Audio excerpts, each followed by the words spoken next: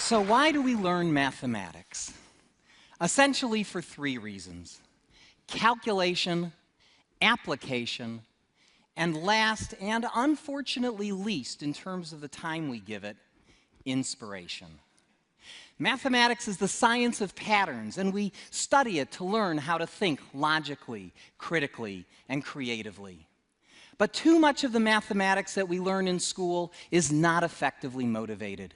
And when our students ask, why are we learning this? And they often hear that they'll need it in an upcoming math class or on a future test.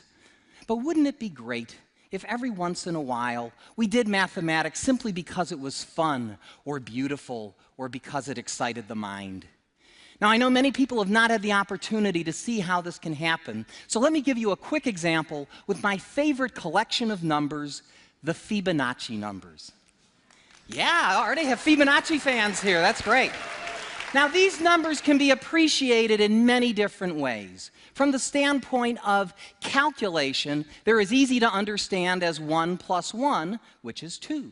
Then 1 plus 2 is 3, 2 plus 3 is 5, 3 plus 5 is 8, and so on. Indeed, the person we call Fibonacci was actually named Leonardo of Pisa, and these numbers appear in his book, Liber Abaci, which taught the Western world the methods of arithmetic that we use today. In terms of applications, Fibonacci numbers appear in nature surprisingly often. The number of petals on a flower is typically a Fibonacci number, or the number of spirals on a sunflower or a pineapple tends to be a Fibonacci number as well. In fact, there are many more applications of Fibonacci numbers, but what I find most inspirational about them are the beautiful number patterns they display. Let me show you one of my favorites. Suppose you like to square numbers, and frankly, who doesn't? Let's look at the squares of the first few Fibonacci numbers, okay? So 1 squared is 1, 2 squared is 4, 3 squared is 9, 5 squared is 25, and so on.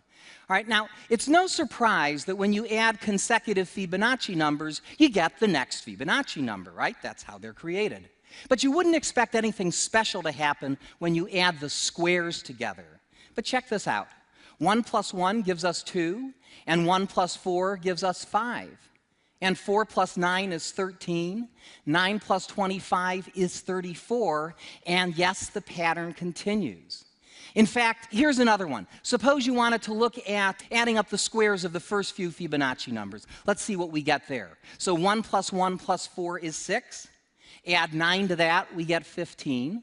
Add 25, we get 40. Add 64, we get 104. Now look at those numbers. Those are not Fibonacci numbers, but if you look at them closely, you'll see the Fibonacci numbers buried inside of them. You see it? I'll show it to you. 6 is 2 times 3, 15 is 3 times 5, 40 is 5 times 8, 2, 3, 5, 8. Who do we appreciate? Fibonacci, of course. Now, as much fun as it is to discover these patterns, it's even more satisfying to understand why they are true. Let's look at that last equation. Why should the squares of 1, 1, 2, 3, 5, and 8 add up to 8 times 13? I'll show you by drawing a simple picture. All right, we'll start with a 1 by 1 square, and next to that put another 1 by 1 square. Together they form a 1 by 2 rectangle. Beneath that, I'll put a 2 by 2 square, and next to that, a 3 by 3 square. Beneath that, a 5 by 5 square, and then an 8 by 8 square, creating one giant rectangle, right? Now let me ask you a simple question. What is the area of the rectangle? Well, on the one hand, it's the sum of the areas of the squares inside it, right? Just as we created it. It's 1 squared plus 1 squared plus 2 squared plus 3 squared plus 5 squared plus 8 squared, right? That's the area. On the other hand, because it's a rectangle, the area is equal to its height times its base. And the height is clearly 8, and the base is 5 plus 8, which is the next Fibonacci number, 13. Right? So the area is also 8 times 13.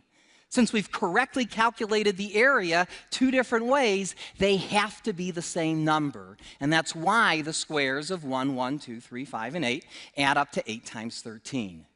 Now, if we continue this process, we'll generate rectangles of the form 13 by 21, 21 by 34, and so on.